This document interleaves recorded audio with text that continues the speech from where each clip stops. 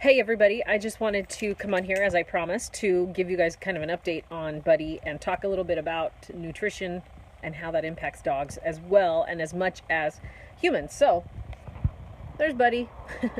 He is home. So first I just want to say thank you to everybody who sent positive vibes, healing vibes, prayers, well wishes, all of that stuff for Buddy, and for Gary too, because now that Buddy's home, Gary is doing much better. Not quite the mess he was last night. So anyway, so to give you an update on what was going on with Buddy, and I'm going to try really hard not to get too graphic because it was pretty gross, but the reason we took Buddy into the ER was because we had noticed kind of like some drops, little pools of blood in the kitchen. Luckily, we have hardwood floors.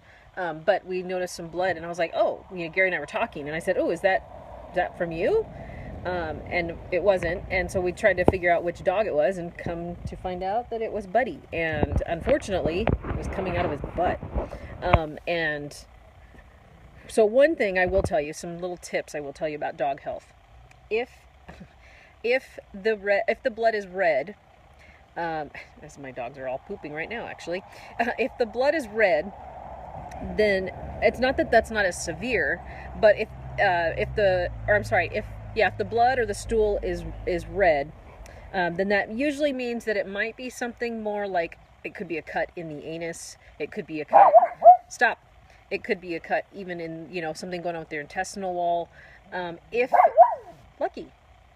the blood or the stool is black, that's a more severe problem. That's like intestinal, or that's more internal bleeding, something that's a lot more serious. Luna! So, and they're out here talking.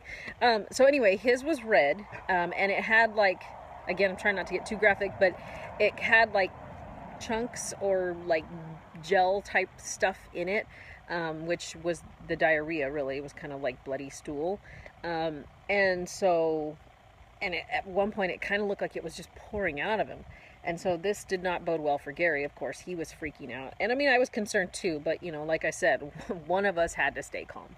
So anyway, we took him in because we didn't really know what was going on. And Gary was worried that maybe he ate one of the plums or the prunes off of our tree, and maybe the seed was tearing him up. His food had changed a couple of times while I was gone. And so when you change up dog food pretty drastically like that, it can really play a factor. So anyway, they ran some tests and or some blood work, and some of his certain levels, I can't remember what they called them, certain levels were a little higher than they should have been. And so to make sure that it wasn't turning into something more severe, and because we just weren't equipped at home to deal with really the bleeding that was coming out of his butt. I mean, he would sit there, or he'd be laying on the ground, on the floor, and they're mowing the lawn across the yard. But they would be, he'd be laying on the ground, and I think the pressure on his belly, honestly, it just made the blood kind of pour out. I mean, it probably looked worse than it actually was. But it was awful. I mean, it was just pooling around him. So, anyway, so the doctor thought that it was probably colitis, and that is something that people get too. I'm sure if you don't know what colitis is an intestinal issue, like an inflammation, and if it goes on too long, it can create diarrhea, and it can create bloody diarrhea.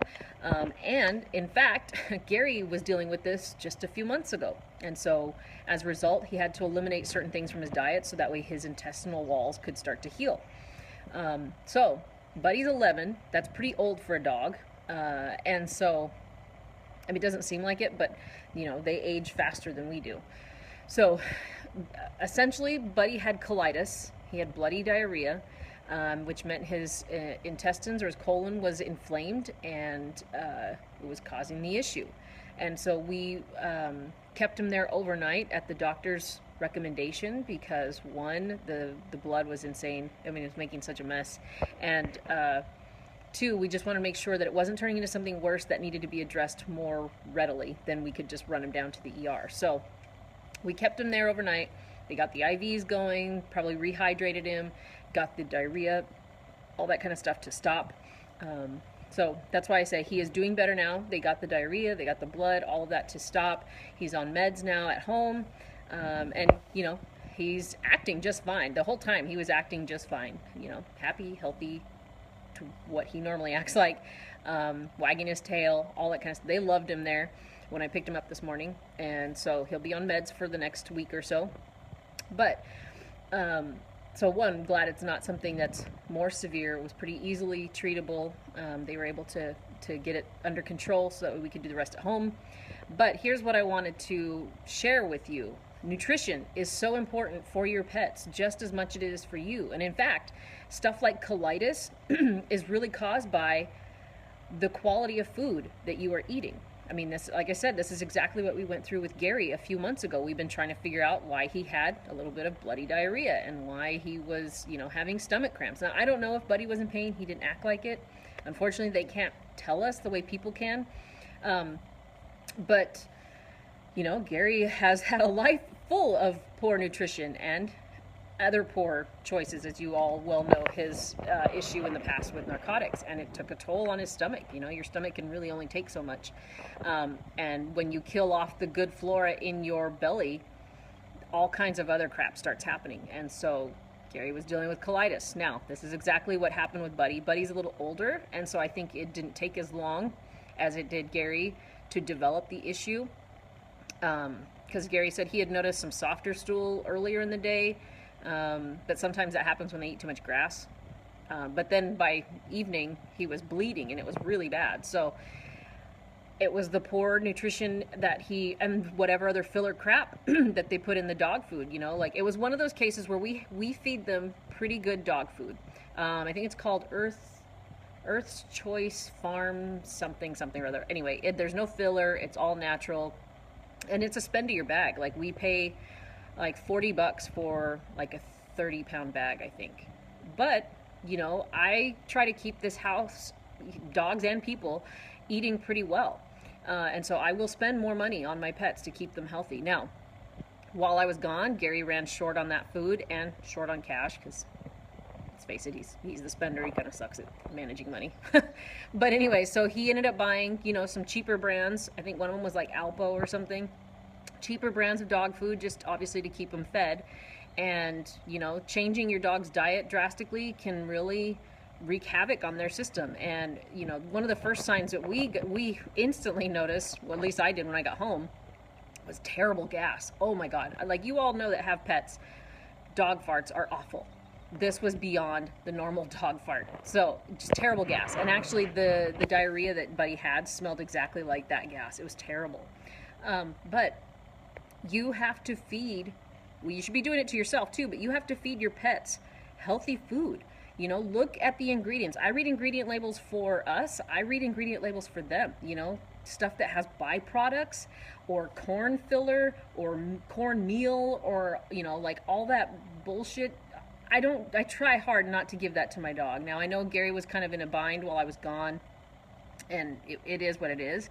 You know, I'm certainly not blaming him. It's just, we've given him, that's happened to us before, and we just, you know, nothing happened in the past. But had to wait until payday yesterday, so we do have them back on their normal food. But I just want to show you the importance that dogs and people are not dissimilar in a lot of ways. When you feed them shitty food, when you give yourself shitty food, you are creating all kinds of problems in your body, in their body. The difference is they can't tell you when little changes are starting to happen, when they're bloated, or, you know, when they have too much gas, or when their stomach is cramping, or they can't tell you the way you know when something is wrong. So, you know, well, for the most part, my dogs eat fruits and vegetables whenever I'm cutting them up for dinner and snacks and stuff. You know, even when I make their birthday cupcakes, it's made with stuff like whole wheat and all natural peanut butter and, you know, all that kind of stuff. So we are definitely going to be doing a much more diligent job as pet parents to make sure that we keep them on the foods that they are used to. I strongly recommend that you, if you're not feeding them high quality food, that you change that, because you are potentially creating health issues as they get older. And then also, even depending on the health issue, you could be shortening their lifespan. And, you know, of course, we all want to keep our pets around as long as we possibly can, as long as they have a high quality, high quality life.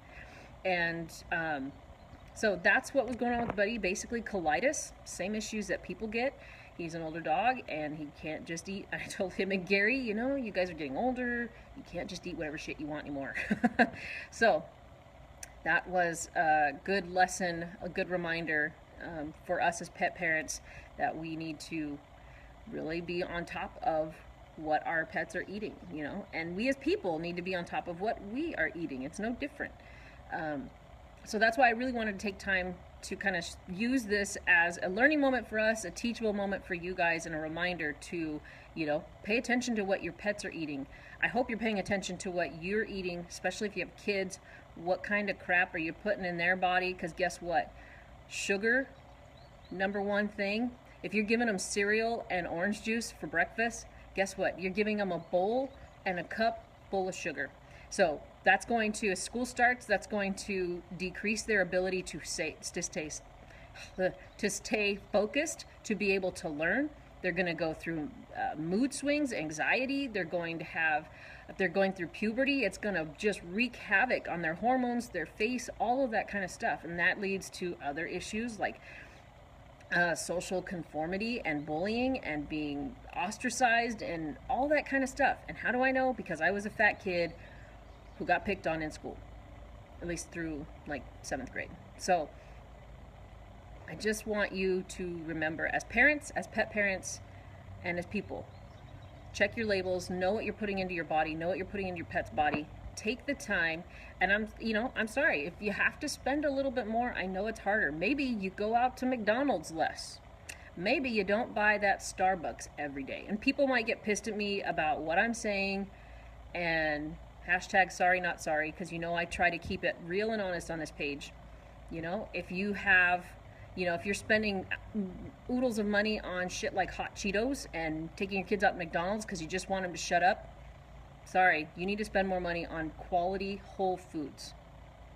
I know that you're saying, well, Tanya, you're not a parent. You know what? You are absolutely right. But I also know that if my grandparents, rest their souls and bless their hearts, had done a better job with feeding us foods that helped us, I might have avoided a lot of the issues I had when I was a kid. My brother might have avoided a lot of the issues that he had as a kid.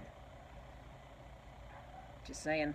So anyway, this is the update on Buddy, and the reminder to make sure your pets are healthy, make sure you're healthy, make sure your kids are healthy, and just pay more attention to labels. You know, I'm not saying everything you got to go buy organic and all that. Hey, I get it. I don't buy everything organic either because shit's expensive. But I do hit up stuff like farmers markets, and I do hit up stuff like fruit stands, and I buy fresh produce, and I buy local, and that stuff is cheaper than the stuff I buy in the stores. So there are ways to make it happen if you really want to do it. Because we've been on a limited budget. We were on a little bit limited budget for a long time when I had first started working to get healthy. But we made it work. And we were on one income. So just putting that out there. If you need help with knowing what choices to make, or what foods to buy, or how to budget, send me a message. I'm happy to help. You know, I don't judge. I know what it's like to struggle, but if you have the means to do it and you're just not because you're fucking lazy, then I'll call you out on that. So anyway, thanks for watching. Thanks for all the love, care, support that you sent our way for our dog, because you all know how important our kids, our fur kids, are to us. So have a great day, and I will talk to you guys soon.